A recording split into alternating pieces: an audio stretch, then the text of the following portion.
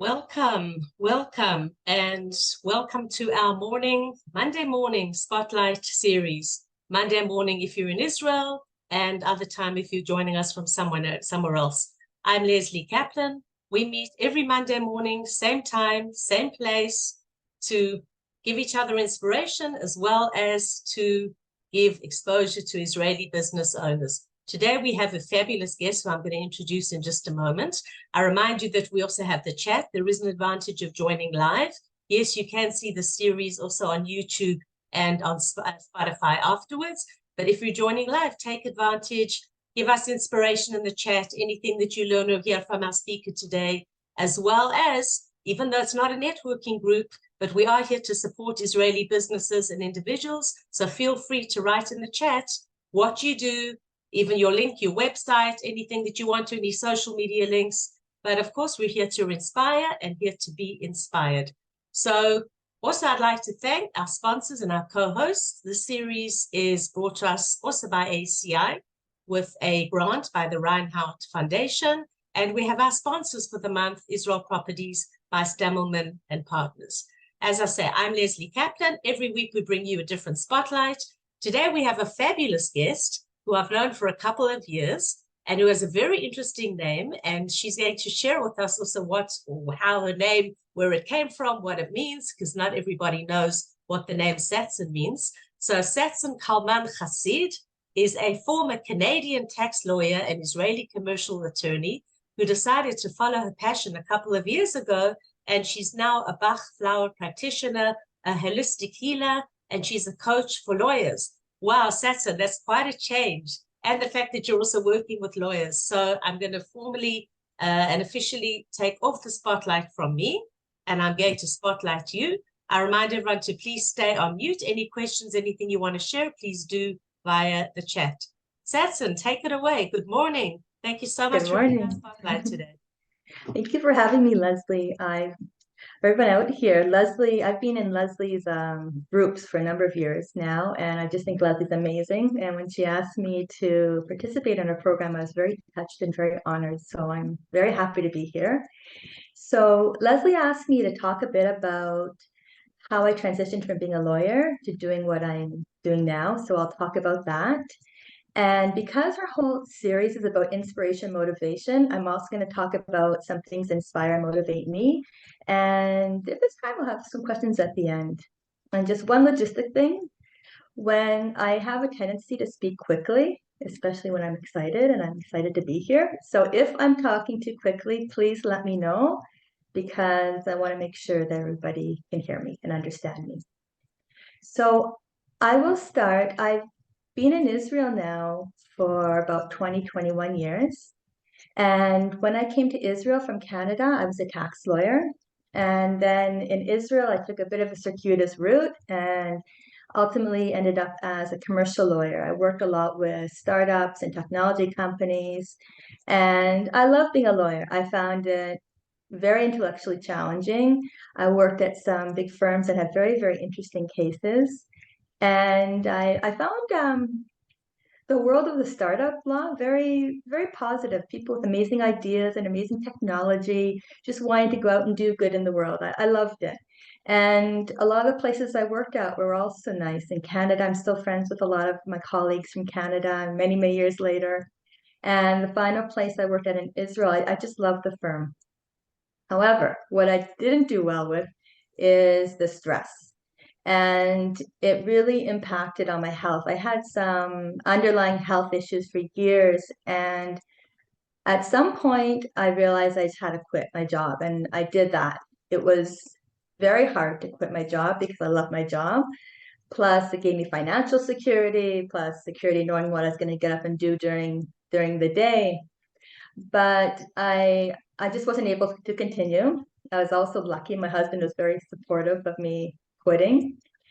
And through sort of a long route, which there's not really time to talk about it now, but if you ever want to know the details, I'm around.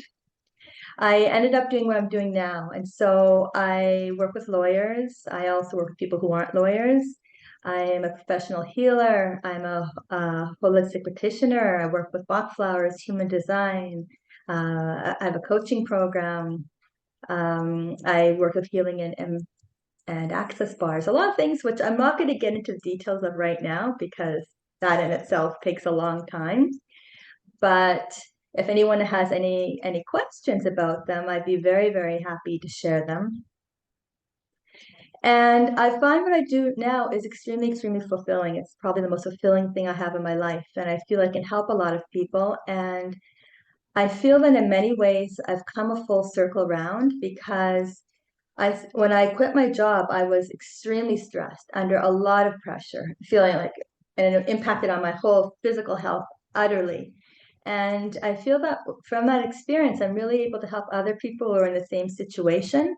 So a lot of people that I help with suffer from pressure or anxiety, fears, low self-esteem, no energy, no motivation, procrastination. And I help them get to the place where they feel more clarity and motivation to go after their goals, whatever their goals happen to be, whether they're professional goals, wanting to get to a certain place in their career, whether they're personal goals, like, how to get along better with their families, how to make decisions better, how to understand themselves better about what they want out of life. And I help people feel more calm. And I also work with not just adults, but also children and also animals. I work with dogs and cats with Bach Flowers. And it's, again, it's extremely fulfilling. And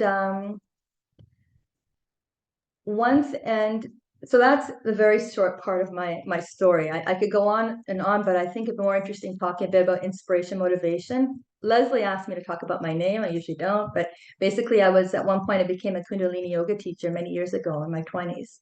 And when I was given the name.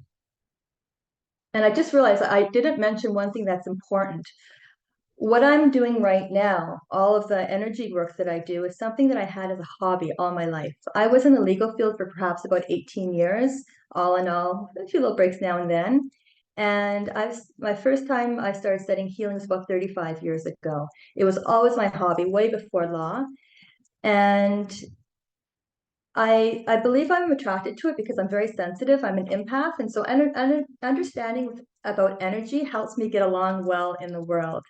And so when I quit my job as a lawyer, in many ways, it was sort of a natural progression to get into what I'm doing right now. And again, I just feel it's the right thing for me to be doing.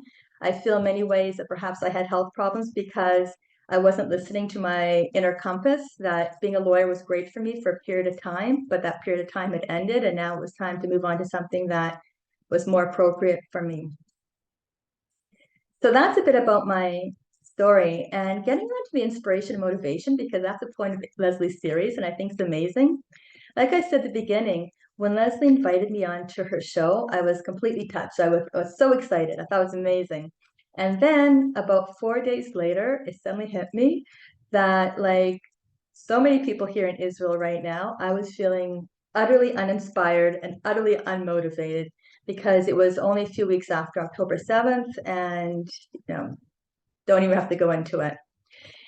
And so I thought to myself, well, authenticity is very, very important to me. And so I thought, if I'm going to show up on Lesley's show, I have to figure out how to foster feelings of inspiration, motivation, so I can actually share it and not be this unmotivated, uninspired person coming up on Lesley's program. So I worked on that for a few days. And then I realized that there's been sort of an ongoing theme in my life, how I personally feel more motivated and inspired. And I want to share a bit from how it happened in my life and also how it was now. And one thing that I do is I look at silver linings. And I try to see like the good in events, no matter how bad they are. And so I want to get a bit more into that. So let's say that something bad has happened, and for the sake of argument, let's say there's good and there's bad in the world. Now there's those who say that nothing is good and nothing is bad, but let's leave that discussion to the side and say there's bad things that happen. Let's also say that they're facts, they've occurred, and you can't change them. And again, I come from a healing background, so I don't necessarily agree that facts can't be changed and you can't go back in time and you can't change things.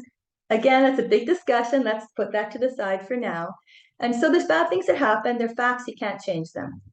And so what I tend to do is I try to see the good in them. And I think for me, it's a very healthy thing because it improves my mood, improves my mental health, and through that, my physical health. And through that, I can also help other people. So I want to give a couple examples from my life, first of all, that are a little less emotionally laden than what's been happening lately. And then we'll go on to that. So let's say, for example, when I quit my job, I was a lawyer. I loved it, and I quit because I had health problems. And it was terrible at the time. I can't even get into how it was very, very traumatic experience in my life. But a lot of good has come from that. I'm now doing this amazing thing that I find so incredibly inspiring, so fulfilling, and it helps a lot of people. And so that is definitely a silver lining. And I just want to stress something about this, which is very important for me to point out. I am not saying in any way, and I want to stress this a million times because of what we're going to be talking about, that looking at silver linings means that I'm saying what happened, the bad thing that happened is good or that it's worth it. I'm not saying that at all. So, no, I'm just saying that this bad thing that I wish didn't happen happened and they're still good. Again, me quitting my job, would I have rathered that instead of what happened in my life, I was in perfect health all the years and I was still a lawyer? Probably yes. In all honesty, if I was a healthy, happy lawyer, I'd be happy and healthy.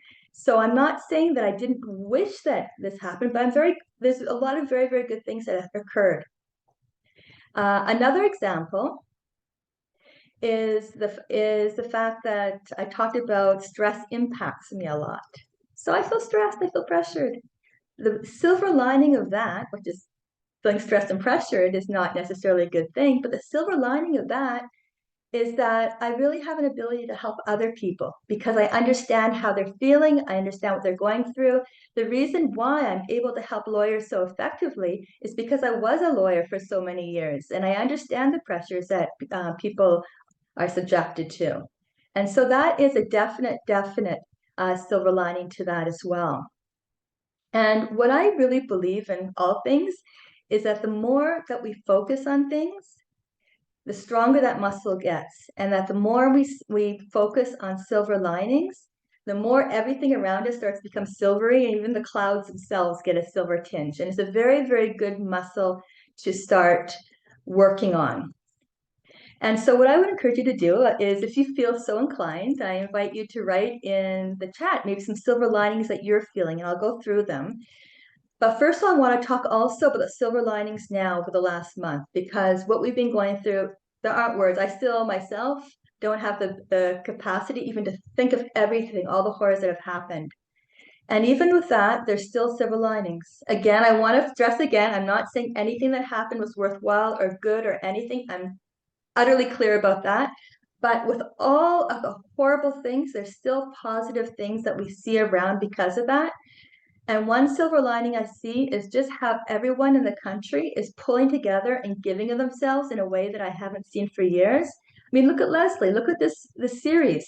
She's putting this series on, which benefits so many of us because of the war, because she wants to help people feel more inspired despite the terrible things that have been happening.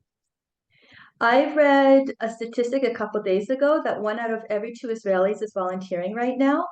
And I actually think that number is too low because a lot of people are like volunteering without it being like official volunteering. And so I think that most people are to some extent, and people abroad as well. And it's just beautiful. And another thing that I see for me that's a silver lining of these horrible things that have been occurring is that a lot of people have been in touch with me, people I haven't spoken to for years. And even a family member that I was never ever in touch with, a distant cousin, and he's been writing me, and it's just been so heartwarming and so beautiful to feel all the support. And that's another definite beautiful thing that's been happening. So I'm just looking in the chat right now to see if there's other silver linings people have written, and if I miss yours, I apologize. I'm just it's not intentional. And I do invite anybody to write a silver lining that they would like to see. So one person wrote, focusing on the pride I feel from the unity. And another person has written, so much chesed and so much unity. And Justine wrote, a silver lining for me is that I started blogging for the Times of Israel, which is beautiful. Another silver lining is, someone wrote, is so many opportunities to do good and others feeling the same, whereas I used to feel like the odd person in the room. So these are all amazing silver linings that have happened out of this terrible, terrible thing that has occurred. And of course, Emma writes, go Lesley, which of course is a huge silver lining, but Leslie's always going. So I'm going to read a few more, but I also want to invite you, because I really feel so deeply about the silver lining thing. It's interesting talking about another silver lining until I started feeling so glum over the last month and uninspired and unmotivated, and realized that I had to garner this up from within me before appearing today. I never realized that I look at the world in silver linings. So me now having sort of realized that also helps me. So I have opened precisely for this group, only for this group, a WhatsApp group where we're going to practice for 2 weeks on silver linings. That I invite you, put the link in the chat in a moment. And I invite you to join if you want and share between 1 and 3 silver linings a day. And the purpose of this is just to strengthen our muscle so that we become better and better and better at seeing silver linings, and through that becoming more inspired, more motivated, and a better force in this world. And I'm just going to share the link right now, and then I'm not much of a multitasker, so give me a moment and then I'll continue talking. Hold on. While you're sharing the link, Sat-Sung, I'll just say something that totally, to actually, and we've always spoken about this, looking at the good and looking at the positive and trying to find the positive when there's so much pain around us is not always easy. And just some other things that we saw here too, about doing different things and being open to change and also initiating change. There's one thing that we feel that we have to welcome change, but actually initiating change and doing things now during this time that we wouldn't or may not have done otherwise. Exactly. So the link is in the chat now, because there's been a lot of cyber security issues and risks. The link is going to be good only for a number of hours, as the after meeting for a few hours. And if you happen to miss it, just be in contact with me. I'll let you in. If you don't have my contact details, you can always get it through Lesley, and probably in the recordings, my contact details will be there, but either through me or through Lesley, I'll let you in the group. And I'm just going to see this other silver linings here that I see in the chat. Someone wrote, and again, if I missed yours, I apologize. So many volunteering opportunities.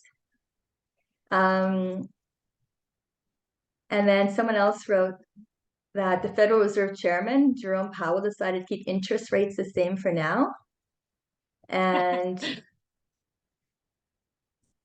I just someone want to else wrote say that. something about what you said, Sat-Sung, about Yes. the opportunities to volunteer. Okay. Yes, thank God we see so much going out there with volunteering.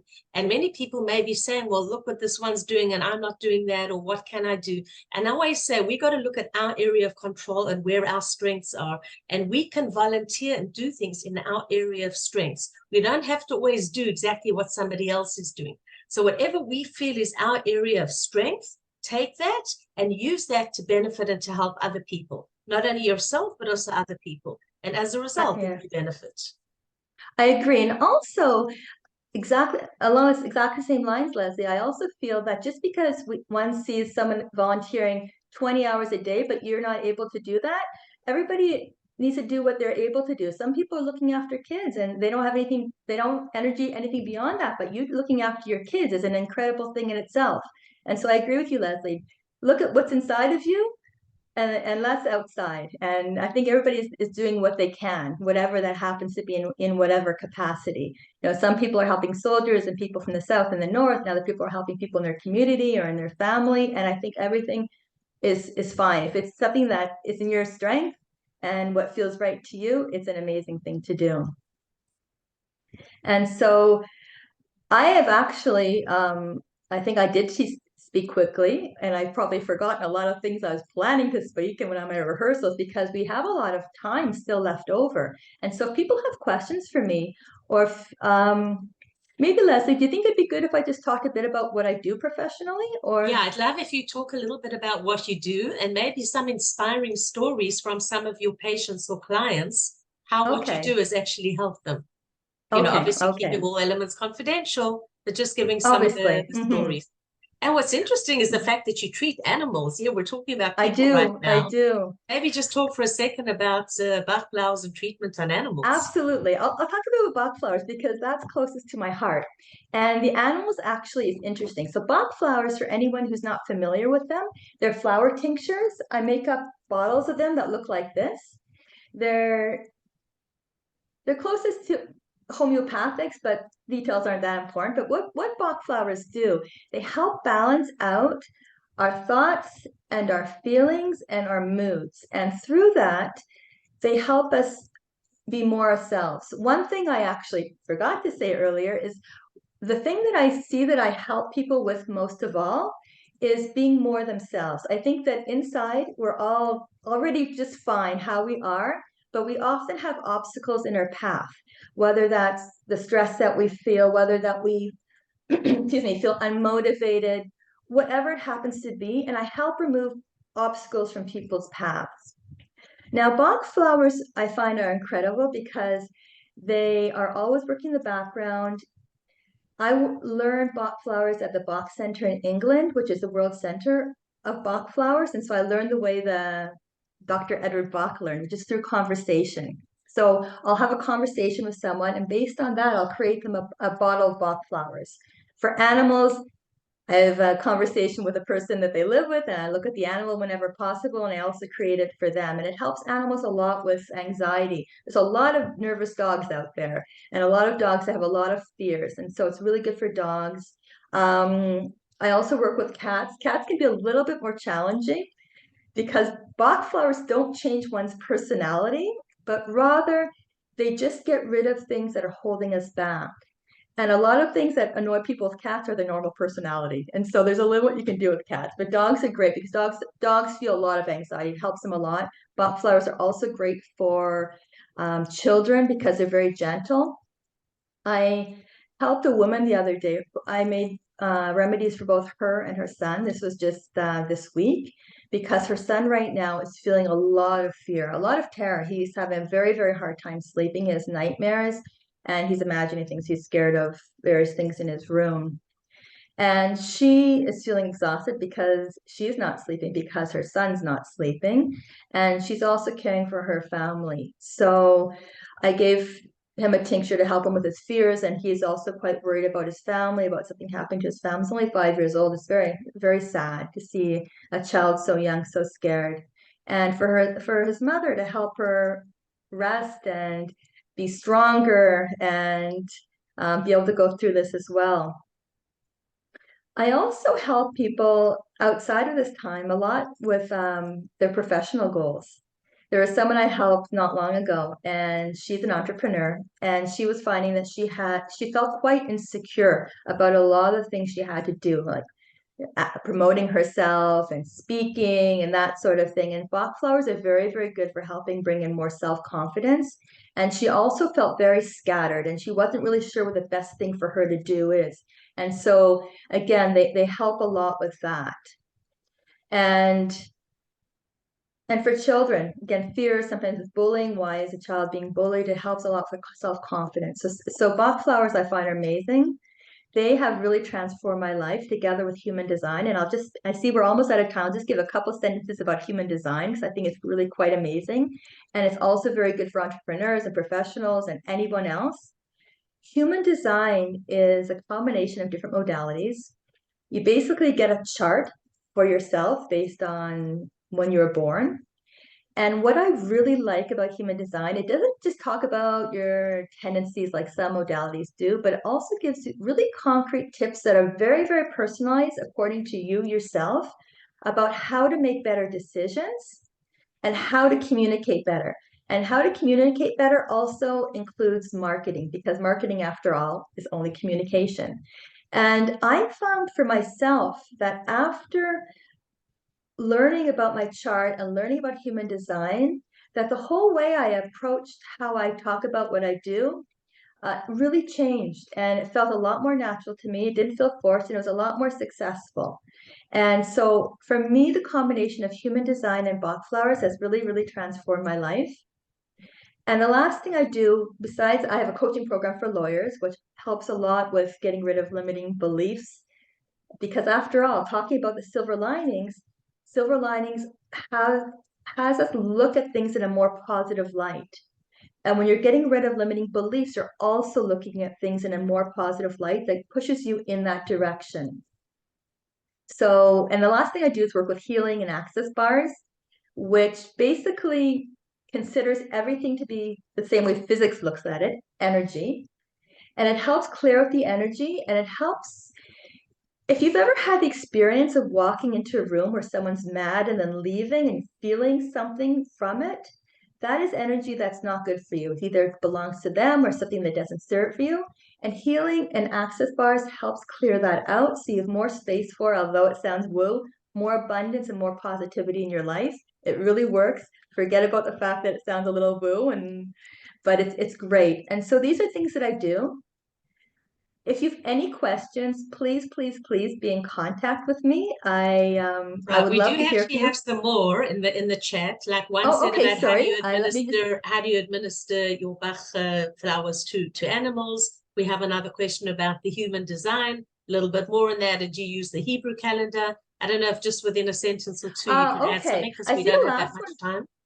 I see the last one actually is, can Bach flowers help with fertility? Now, they can help with how Bach flowers work. They help by balancing our thoughts and our feelings, and through that, our physical body. So if someone is having a hard time conceiving because they're feeling stressed and worried and pressured, it can definitely help with that.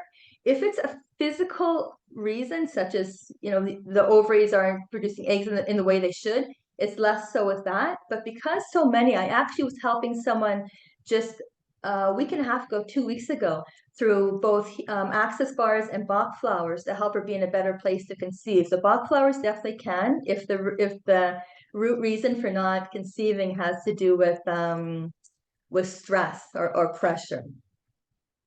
Right. Okay. And Fantastic. Sat-Sung. Do you want to just mhm. answer that quick question about the animals, how you actually administer it to animals? Oh, sorry. Yes, absolutely. Um, it comes in a spray bottle, and you spray it in their water and on their food. I actually, on my website, I have a link to a video. I've done that for cats. There's not enough time for me to find it right now here because we're almost out of time, but maybe I can give it to you know, maybe I afterwards, can just Lesley. make contact with you. Yes, absolutely. But basically, you put on their food, on treats, and in their water, and that's how they get to them. Uh-huh. Okay, fantastic.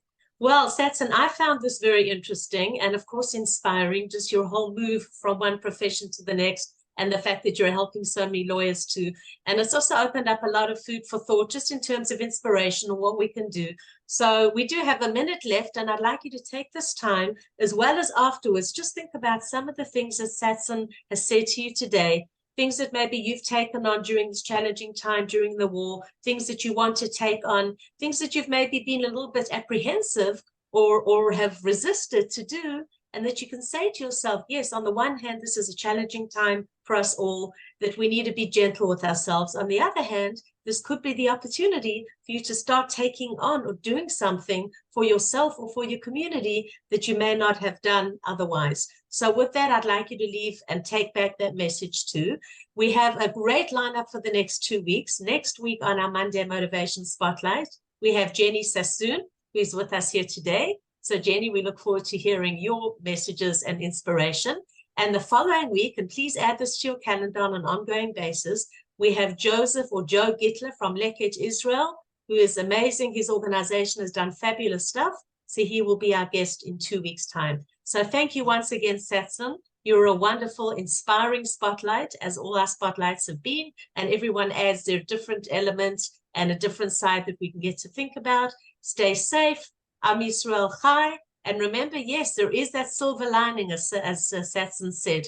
With everything going on, we do also have positive around us, and we just have to be there to actually notice it, not to just notice the negative that's going on. So have a wonderful day. Stay safe. And I look forward to seeing you next week, same time, same place. Feel free to share this also, the YouTube link spotlight, with anyone that you feel that could benefit from it. Have a great day. Bye-bye.